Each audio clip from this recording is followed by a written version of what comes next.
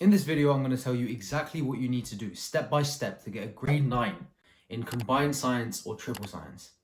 This is one of the most comprehensive guides on the entire YouTube platform, and I've genuinely dedicated around quite a few hours into making this guide. I've done loads and loads of research, I've read books, so I could give you exactly the scientific step-by-step framework you need to do to get the highest grades in your combined science or triple science GCSE. This applies to anyone. If you're working at grade 2, grade 3, anywhere, I'm going to tell you exactly, like in really, really high detail, what to do in every single step of the process, and then how to perform in the exam as well. Before I tell you the framework that you need to use, I want to tell you a story. In lockdown 2020, I was in year 10 and I had 3 big problems ahead of me. It was COVID, so all of the shops were closed down. I was morbidly obese. Not morbidly obese, but I was really obese.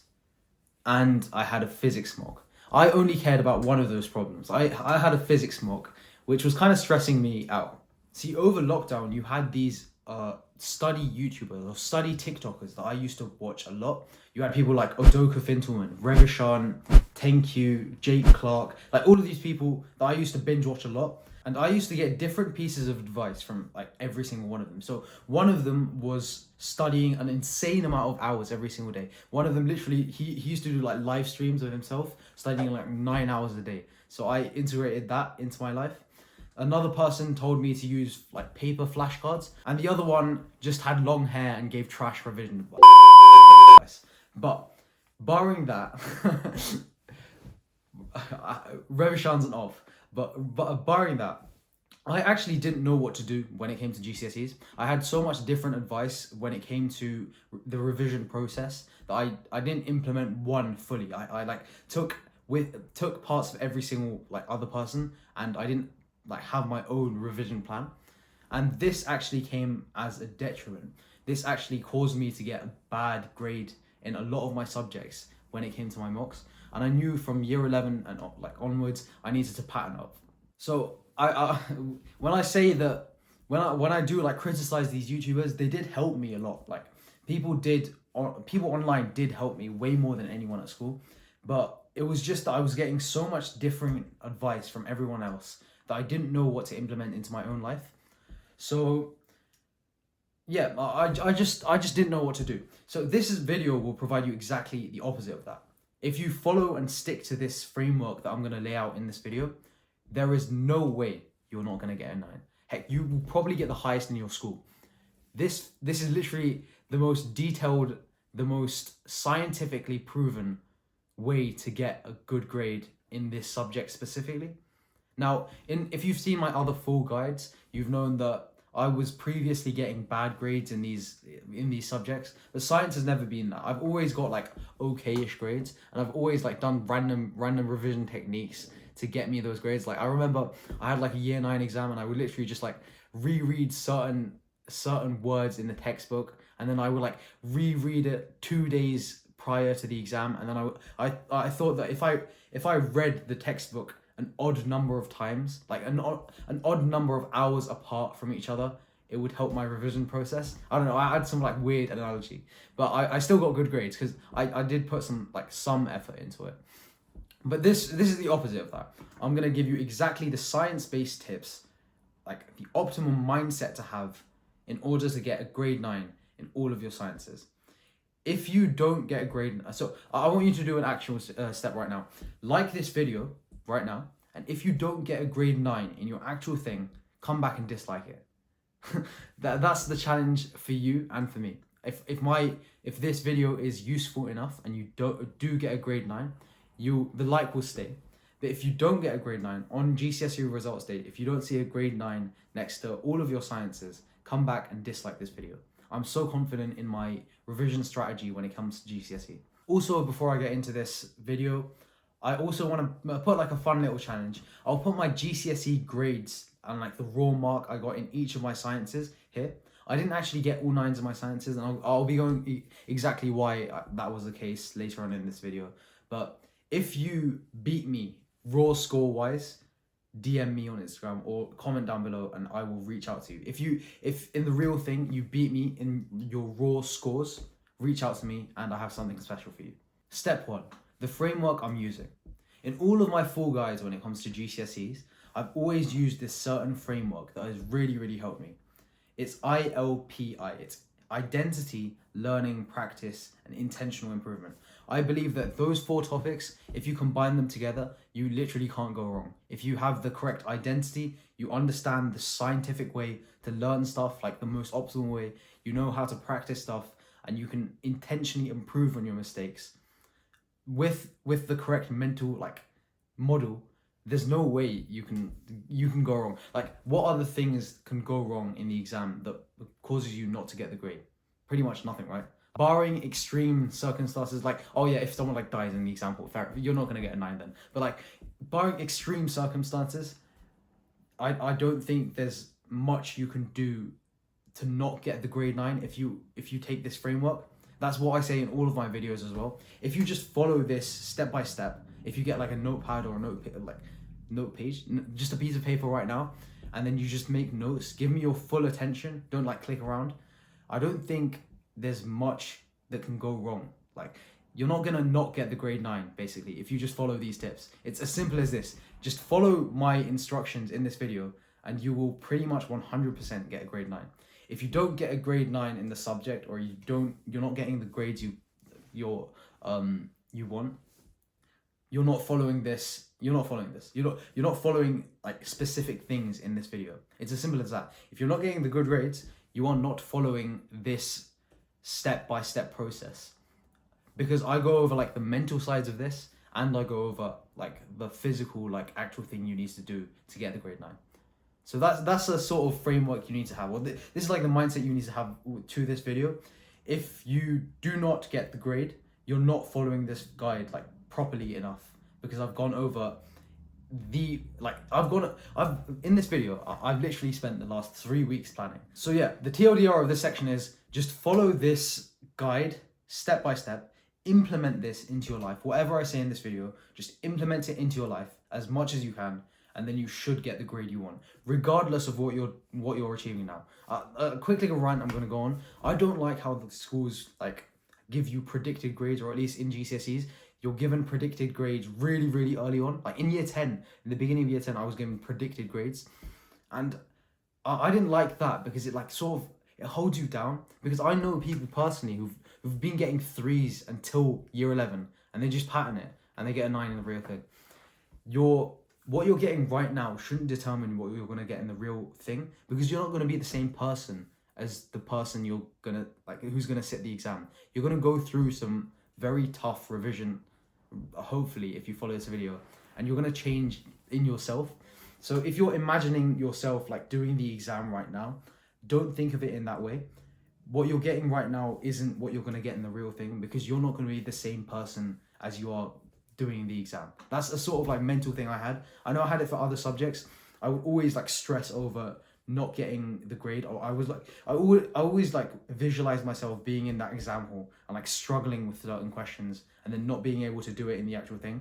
But I didn't understand that by the time the actual exams roll around, even 2 months from now, you're still gonna improve in that time. And that's what happened for me. In the real thing, I improved, and then I got the good grades. Anyway, my quick little rant is over. This takes me on to the first step of this guide, which is identity. Step 2, identity. I want you to do a quick little visualization with me before I start. I want you to close your eyes and imagine yourself getting your results on results day. You get it out, and then you see that you've gotten the good grades. You've gotten all 9s in every single subject. It's been that jump from year 10. You've been getting maybe 4s or 5s in year 10 in your year 10 mocks. Everyone doubted you. Your teachers gave you bad or wrong predicted grades. And in the real thing, you get all 9s. You've gotten the best in your school. Imagine you go to your parents. Imagine the feeling of pride they have. Imagine the people you proved wrong on exam day.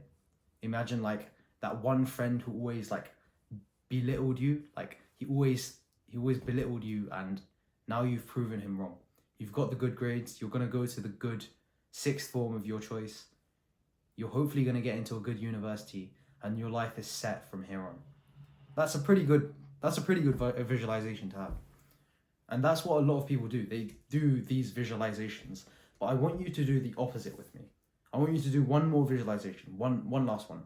Close your eyes again, but now visualize yourself in results day, getting that piece of paper, and you fail every subject. You fail GCSE Science in particular. Now your job opportunities are limited. Your universities aren't gonna accept you anymore. You're not gonna become your dream career. Imagine the feeling of disgust you have towards your results. Imagine the feeling of disappointment your teachers and your parents have towards you. Imagine that one friend who comes up to you, he's not really your friend, but he comes up to you and he makes fun of you for getting bad results. It's a scary thought, right? It's not a nice thought to have. But before you come at me and ask me what any of this has to do with GCSE Science, and you really want me to give you the practical 5 tips to revise GCSE Science #1 active, before any of that, I want to tell you about a science study that was conducted a couple of years ago. So a group of scientists came together and they got 2 groups of rats, right? The first group of rats, it was like they were put in a contraption, and they measured the speed of the rats running, and they measured their endurance. Don't tell me how. I'm not exactly sure. You can go read the article. I can't be asked to link it down below. I'll try if I can be asked to link it down below. I'll link down this research thing. But they measured the rats' endurance and speed in this experiment. And the first thing they did was they placed a block of chocolate at the end of this contraption. So imagine you have this long object, and you put the rats in it, and you're measuring their speed and endurance as they run in this one object, right? They put chocolate at the end. Rats really like chocolate, and they measured their speed and endurance. The second group of rats were put in the same contraption, but now instead of putting chocolate at the end, they had this simulation of a predator behind them. It wasn't even close when it came to the speed and duration statistics. The second group of rats completely dominated the first groups of rats. They had, I think, double the amount of endurance as the first group of rats. And if you extrapolate this into our lives, foreseeing failure or visualizing failure in any sort of venture, whether this be GCSE Science, GCSEs in general, or exams in general, is going to motivate us way, way, way more than visualizing us succeeding. If you ever have the opportunity to see interviews of top-level CEOs or businessmen or athletes, it's not their visualization of them achieving the success. Actually, they do visualize themselves achieving the success, but that's when they're in the high intensity, that's when they're that's when they're performing right at the moment. But when they're practicing, when they're just in their off season, the thing that motivates them the most is visualizing what happens if they don't do the work. It's the visualization of them failing in any venture that motivates them the most. This is what we need to include into our lives. And especially me as well. If you don't know who I am, I study A-level maths, physics, further maths, and computer science. And these are some tough subjects. And it was only recently where I went to Andrew Human, who's a sick neurobiologist at Stanford, and he makes long videos on mindset and stuff. And this activity or this exercise of foreseeing failure, just sitting down for a few minutes a day or a few seconds a day, and just imagine yourself failing in any venture, in any goal, will motivate you more than any affirmations will. It will motivate you way more than anyone telling you the good things that come with this goal, or the good things that happen when you put in the work. Because we are neurologically wired to be really, really scared of failing. So this is the mindset section, if you didn't already guess. I know this may seem really, really wishy-washy. You're probably thinking why I'm including this in the video, but I wouldn't include this section first if it wasn't important. The mindset aspect of anything, especially grades, is genuinely one of the most important things that you can do towards it. I don't think anyone online speaks about the mindset you need to have towards getting good grades, but 100%, it's 100% the most important part, like of doing it. Because without mindset, you're nothing. It's your brain, it's the mental frameworks you have towards a certain subject that help you and like drive you towards it. So the first exercise that we need to do, pretty much like whenever we're free, is just sitting down for a few seconds a day and just imagining us failing in that particular venture.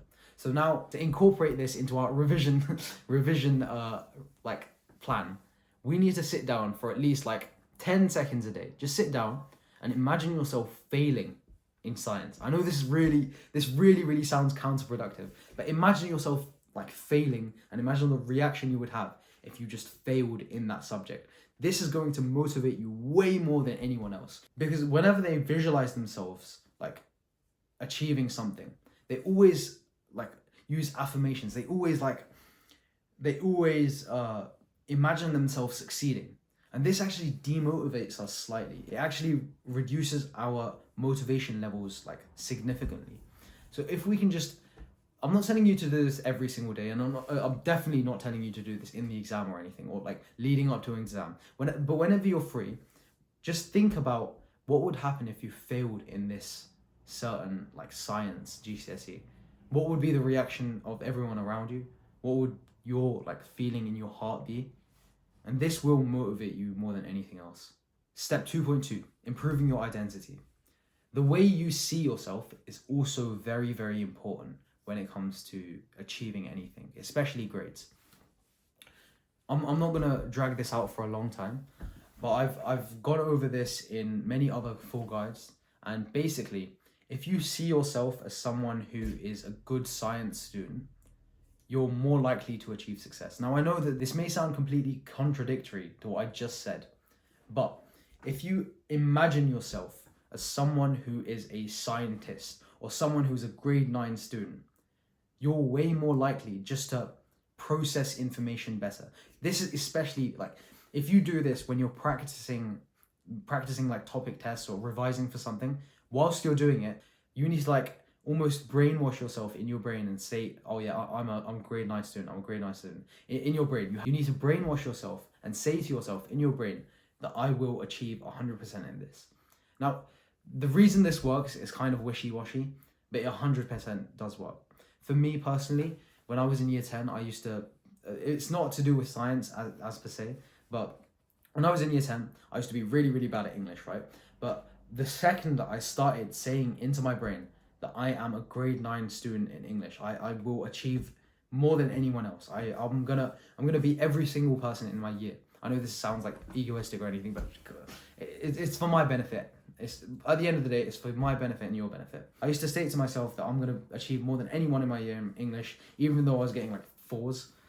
And I did. Like, as soon as I started seeing myself as a better student in English, I started behaving like a better student in English. And this will happen 100% for you as well. The second you stop believing that you're bad at science is the second that you become better at it. Now, of course, don't be egoistic, don't like go too far in this, but just see yourself as someone who's better, or like at least achieving high in science. See yourself as a person who has like a few mistakes here and there, but is ultimately a good science student. For example, imagine you have a grade 9 student, like inherently a grade 9, very smart student, but he gets like a grade 4 in one of his TOEFL tests. If he now convinces himself that he has lost all his skill and is now a grade 4 student, he's way less likely to get a grade 9 the next test. But if he convinces himself that he is still that grade 9 student, that he is still capable of getting a grade 9, he's way more likely to get a grade 9 the next test. So these two things are something you really need to improve on. Foreshadowing failure is a practice that you need to do quite regularly to motivate yourself. This is for motivation. And improving your identity should be done when you're about to practice for a test. Just trust me with this. I know this may sound like wishy-washy. If if you just trust my brain over yours, because I've gone through this process and I have been like getting quite low grades and I've done that jump. If you just trust me and then do these practices, you're gonna see improvements. Because like, what's there to lose in this? There's nothing really to lose. It's like 10 seconds a day, man. Just do the practice and then you'll see the improvement in your life when you start doing these. This gives me on to the actual first, final, physical thing you need to do for science, which is step 3, learning content. I wouldn't fully be sure if I've learned a concept like thoroughly. This is why I've developed a 4 bullet point list, or a 5 bullet point list, I think. Which basically, if you know every single one of these bullet points, you know the content inside out. So the main like gauging factor, if you know that you know a concept, is that if you can explain it to your little brother or like a little sibling or a little 5-year-old. If I brought a 5-year-old into this video, could you explain that concept to him? That will test if you know the concept. If you want to use my framework for understanding a concept, I have it right here. It's basically, have I watched the YouTube video on the thing yet? That's the first bullet point. The second one is, have I cross-referenced the spec? Third bullet point is, if I've not understood a certain part of the concept like fully.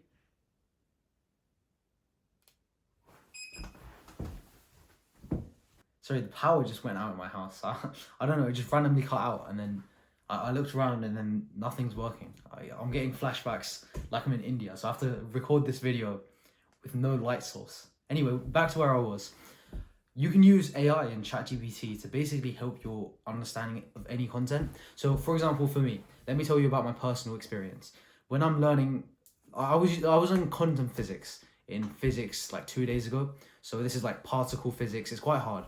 And I would go to ChatGPT, tell it to explain me this topic like I was a 12-year-old. And it basically gives you a really, really simplified version of the topic at hand.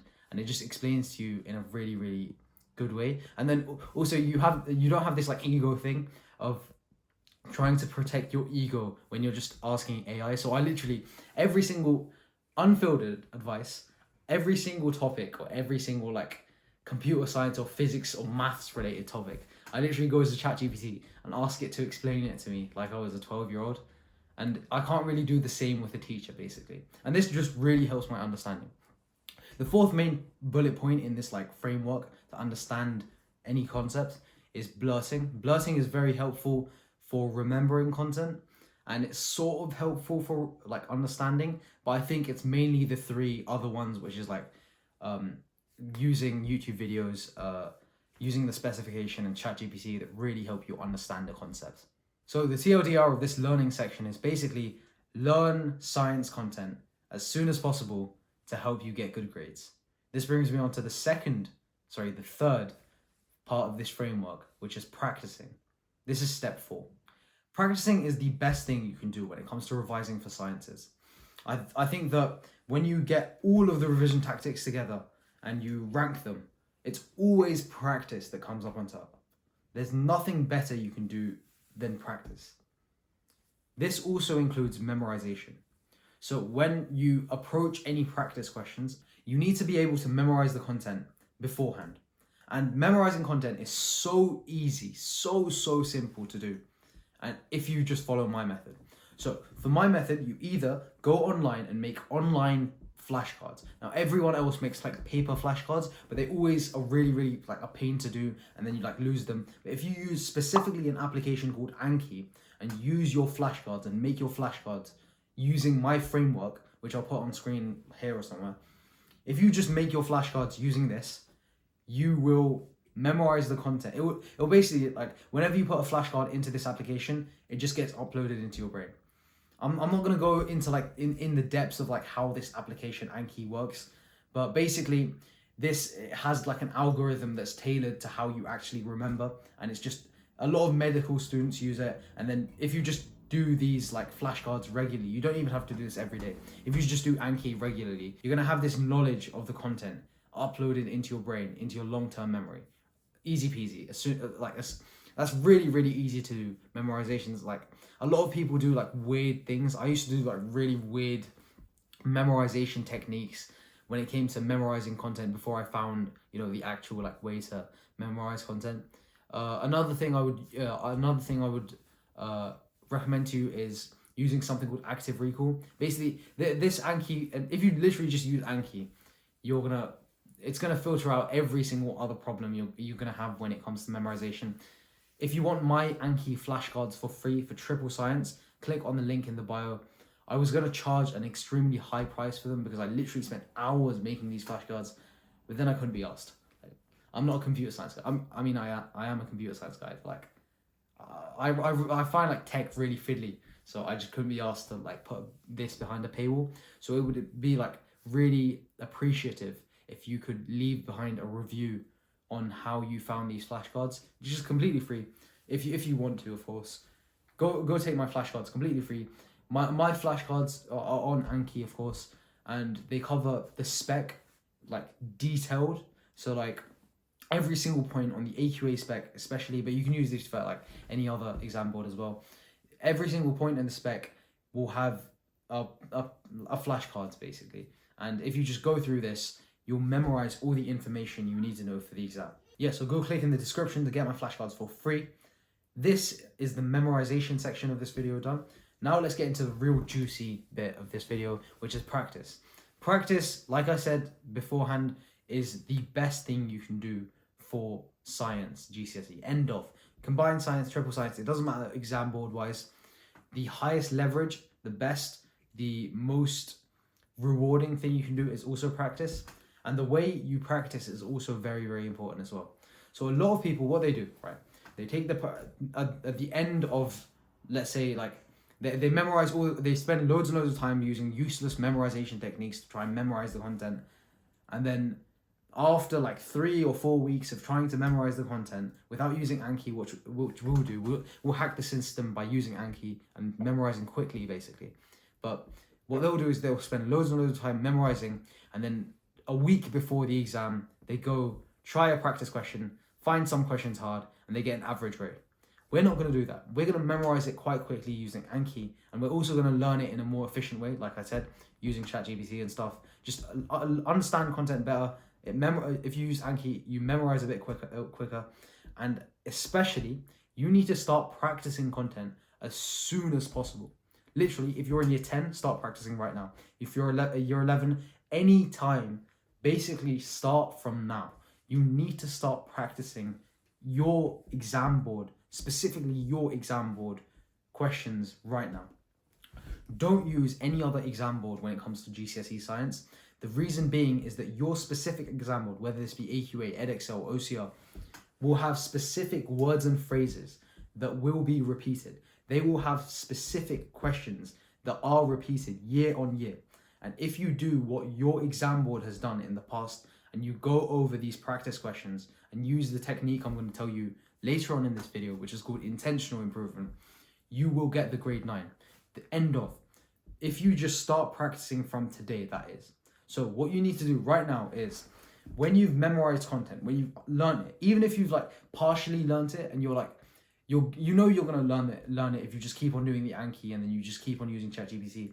But what you need to do is basically go to Physics and Maths Tutor, the best website for science there is, and go to like the really long like document of practice questions, and you need to get as many practice questions done as humanly possible.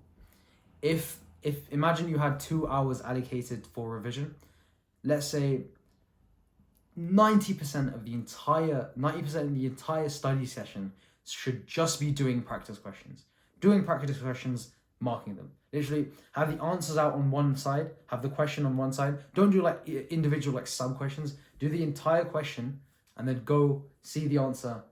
Keep that in mind. Do the next question, see the answer. Do the next question, see the answer. Like that. Basically, if you have the mindset of, okay, if I get through every single question, there will therefore like by extension be repeats in your actual exam paper. If you do pretty much every question that has been in the past, exam boards don't really make up new questions. They do in like A level, but for GCSEs they literally just reuse previous questions. So I remember in my actual GCSEs, I think for physics, I had pretty much done every other question, like, already. But I didn't start practicing early enough. I literally started practicing actual practice questions maybe 2 weeks before the exam.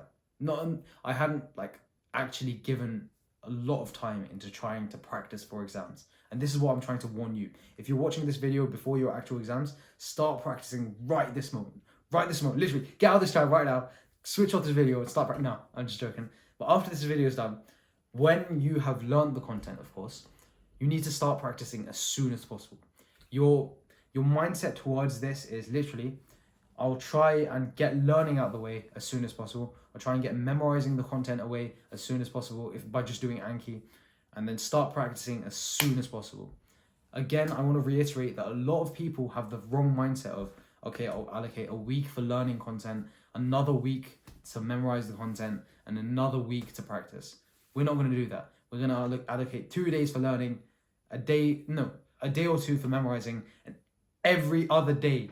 If you, in theory, had 3 weeks to prepare for an exam, we need to dedicate as much time as possible for practicing those exam questions. Before I end this section, I want to tell you about a little story. This is the story about an entrepreneur called Alex Hormozi. This guy's net worth is valued at about, I think, $400 million or something crazy like that, or like $300 million. He's really, really wealthy. And he was on a podcast a couple of years ago, I think.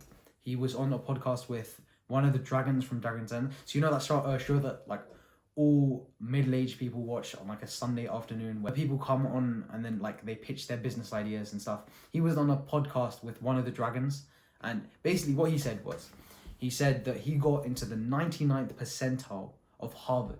Harvard's a really good university. He got into 99th percentile for maths at Harvard by being trash at maths.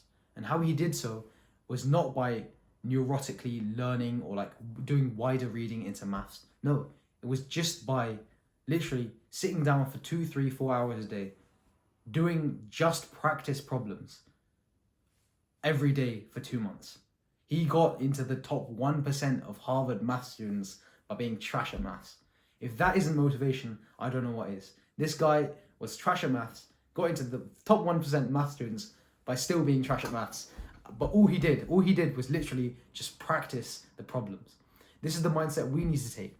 Honestly, the exam's coming up. You shouldn't be doing wider research into the science subjects. Literally just sit down for like a couple hours or like maybe even 1 hour a day and just do the practice problems for your subject. If I had to summarize all of this GCSE advice into one word, it would just be practice. It wouldn't be learn, it wouldn't be blurt, it wouldn't be active recall, it would just be practice. You need to just practice to get the results. So the TLDR of this entire practice and memorize section is just more practice equals good. Therefore, do more practice and you're going to get better results. This brings me on to the last main section of this entire framework, which is intentional improvement. Step 4, intentional improvement. Now I'm going to tell you about a revision technique that will genuinely get you from a grade 7 to a grade 9. This is about fine-tuning those like high grades, but just fine-tuning them so you get the grade 9. This is what I didn't do for GCSE biology. For my science subjects, I managed to get a 9 in physics, a 9 in chemistry, and an 8 in biology. And the reason I didn't get all 9s is just because I didn't implement this section. If I would have done this, I guarantee myself that I would have got grade 9, and I would have got like a higher mark for all of my sciences. Honestly, like my marks for my science subjects were like kind of trash. Like I think I got like 70% or like 80% for chemistry. Like I could have got so much more. I think I could have got so much more in all of my subjects if I just like did this one practice. So what this is called is intentional improvement. Basically, whenever you make a mistake, a lot of normal people, a lot of normies, they just make the mistake and they chuck away the piece of paper. They do a practice paper, they check what they got, they'll be sad because they got a 6 or something. They'll be sad when they get a mistake. We're not like that. Whenever we make a mistake, you need to approach this with like a playful ideology or like a playful mindset. Whenever you make a mistake, you should be like, oh, sick, this is where I can level up. And what you need to do is get a mistake document. Basically, get a document where every time you made a mistake, you need to put down what you made the mistake on, right? So imagine I'm going through a physics paper for A level. I can't really remember what I studied at GCSE, honestly, because it was quite a long time ago. But for A levels, right, if I'm studying waves, right, I'm doing a waves practice question, in my table, 4 a.m., 5 a.m. club. Join that, by the way, it's in the description. But if I'm doing a waves practice paper and I get a concept wrong or I get a question wrong on diffraction grating, what I'm going to do is take what I got wrong and put on my mistake document what I needed to do to get it right next time.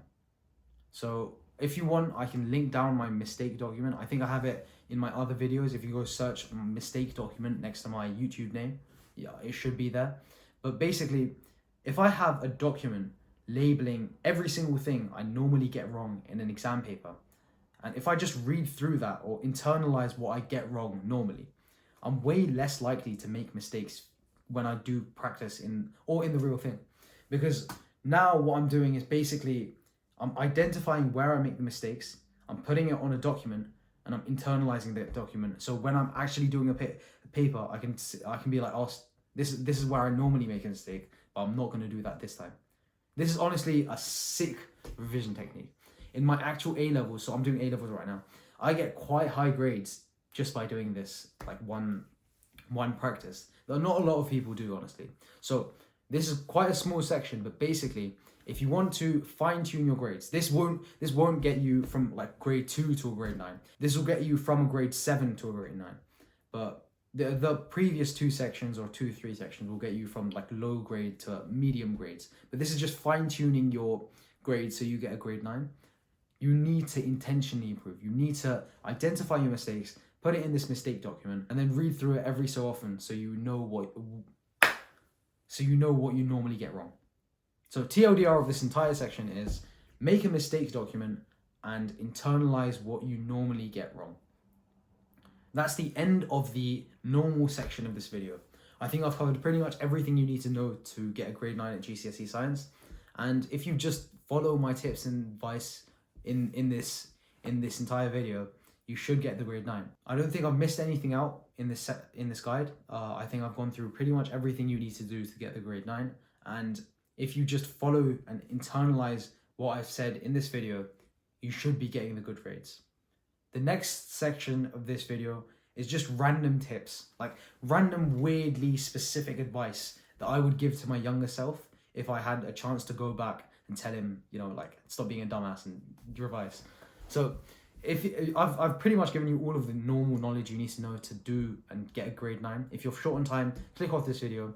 If you have time, I would recommend listening to this section, because in year 10 or 11, I had a lot of like misconceptions about the exams or science, and I would have really benefited from this section. So keep on watching if you want more advice. Random tip number 1, don't do practice questions the night before or the day of the exam. I wanted to start this tip off by telling you a little story. There was a boxer in 1950s or 1960s, I can't remember his name, and he had a boxing match. Now he did this very, very specific like ritual thing before he went to box. Every single fight, he would sleep for 10 hours a day, and he wouldn't do any practice in the 3 days leading up to the fight. 3 days leading up to the fight, right? He would only do mental work and he would just relax. He was the heavyweight champion of the world. He would absolutely obliterate everyone in his path. And everyone encouraged him to do more work, because like people were saying, oh yeah, if you did more work in those 3 days leading up, you would probably get like a better result. But he always like adamantly refused. And this is something I didn't do in my mocks. I used to wake up in the morning of the like exam because I hadn't revised enough. I hadn't followed my tips that I gave in this video. But I would wake up the morning of the exam, sleep deprived, caffeine, like I would get a Red Bull can.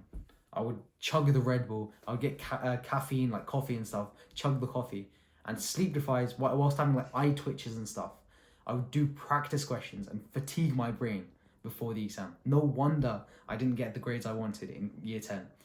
I wasn't relaxed enough. I wasn't in that state of mind. I wasn't in that state of flow, just calm, in which you need to get a good grade in any exam. And this is my advice to you, like honest advice. Just relax the day of the exam. Relax the night before as well. The best thing you can do is sleep. Like honestly, don't go on Reddit. Don't go on Reddit. Don't be one of those guys. I've been on like subreddits like r/GCSE and student room as well. Everyone's just so toxic. Don't go on it the night before the exam.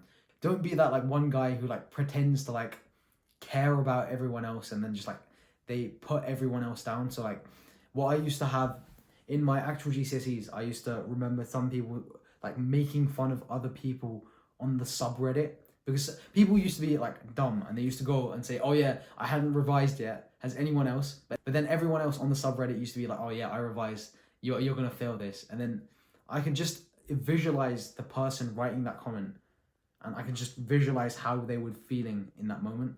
It's already stressful enough. Like exams, let's be honest, they are stressful enough.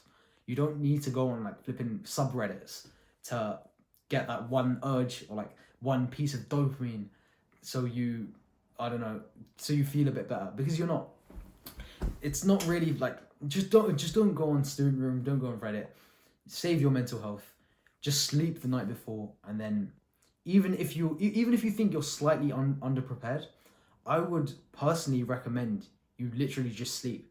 It's better to be relaxed but slightly underprepared than sleep deprived, caffeine overloaded, and then over prepared for the exam. Because I was, well, honestly, in some of my exams, like I think in my English literature exam when I did my mocks, I had actually revised a lot of time. I'd spent a lot of time revising for that subject, but it was only because I was sleep deprived and then I had bad habits as well that I flopped that exam. So my advice to you is, if you're watching this, the night before, I wouldn't do any practice questions. Don't do any like full pass papers. Just go over like some flashcards, go over my Anki and stuff, and then just get at least 7 hours of sleep. 8 hours is ideal, but 7 hours is the bare minimum you need before an exam. Don't do any all-nighters. It's just gonna sacrifice your mental health. It's gonna sacrifice your grades. And it's just not gonna be a good experience at all. So that's just my first random tip. The random tip number 2 is, how long do you revise for? I've had this question asked to me a lot of times, and when I was in your position, I was asking everyone else, how long did you revise for? And I would say that the absolute maximum you should do in a day is 4. If you're doing anything more than 4 hours a day, you're doing something wrong and your revision technique is inefficient, and you're going to get worse grades than someone else who's revising optimally for 4 hours. The reason I say this is because I used to do that. I used to be that guy who tried to revise 8 hours a day like Godoka Fintelman did and would flop, because I wouldn't use any of that time optimally. Think about this very, very carefully, right? When you revise for that extended period of time, think about the last time you do this, because I know you've probably tried doing like 10 hours a day of revision, or like try to do 6 hours a day because you thought you were behind on work, but then you thought you could catch up by doing that 1 6-hour session. Think about the last time you did that, right? Did you get any work done? Yes or no? Did you get any work done, or did you just like scroll on Instagram after? It's probably the latter. You probably don't have the discipline, like I don't, to revise for 6 hours a day. And because we're teenagers, and that's normal that we haven't built up the discipline over years to work that long, it's okay to not be able to revise that long. I think there's only a very, very few people in this world that can revise for more than, like, let's say 5 hours a day and still keep focused. But to actually get the optimal amount of work out of your like revision session, I would recommend you study in blocks of 90 minutes and just do 2 of those a day.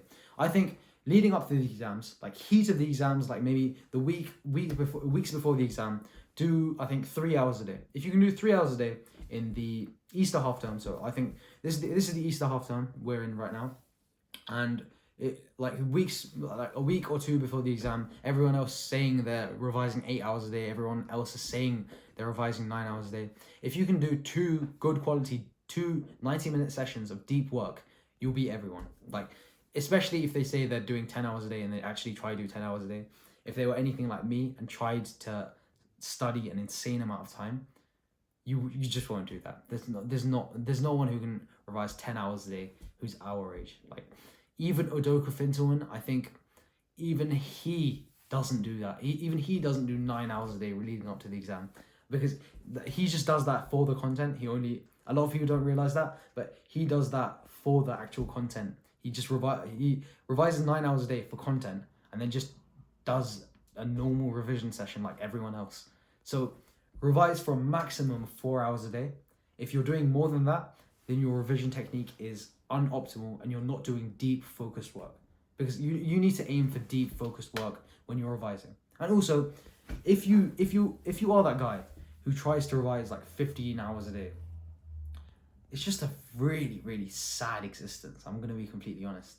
Like, it's honestly really, you're not getting the grades, you're sacrificing your time, you're just having a bad experience. Like, it's the worst 3 combination of things you can think of put together. And I wish I could go over to my younger self and stop him from like uselessly revising away, slogging away 10 hours a day, or trying to slog away 10 hours a day, but actually scrolling on YouTube. And just tell him that if you just did 3 hours, or maybe even 2 hours, two good 60-minute sessions of deep work, you would be way, way better than most people in your year.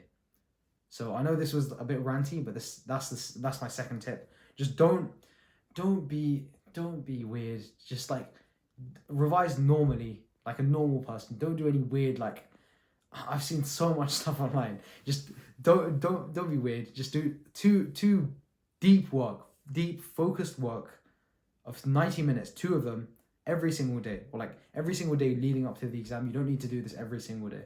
But if you just do, let's say 3 hours a day leading up to the exam, you should be fine. Tip number 3, don't eat carbs on the day of the exam. So recently I've switched over my diet to a carnivore-based diet. So I only eat fat, I only eat butter, that sort of counts as fat. I eat meat, I eat nuts. And you may be asking why this has anything to do with GCSE Science, but it's actually been proven that if you eat carbs, like on the day of the exam or in general, this actually reduces your sharpness and your productivity by about 20%. And this is something that I would have loved to hear when I was in your position.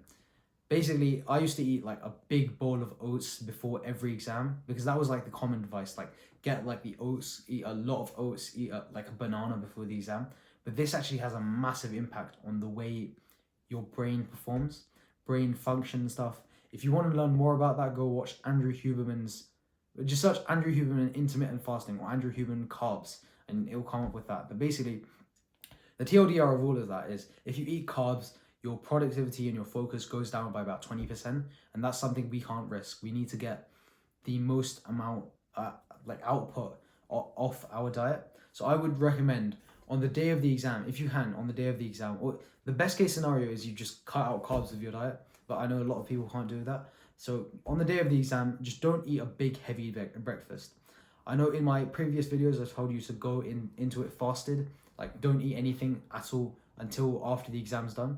That's also possible, but I don't think a lot of people are going to do that. So the second best thing after actually fasting, water fasting, of course, drink water on the day of the exam. If you're not like if it's not in like Ramadan or anything, but just like drink water on the day of the exam and go into it fasted. If you can't do that, or you feel too hungry or whatever, go into it just eating like, let's say, eggs, or just drink milk, because I feel like I know that going into an exam or going into any stressful situation that requires a lot of mental capacity, that's reduced when you eat carbohydrates.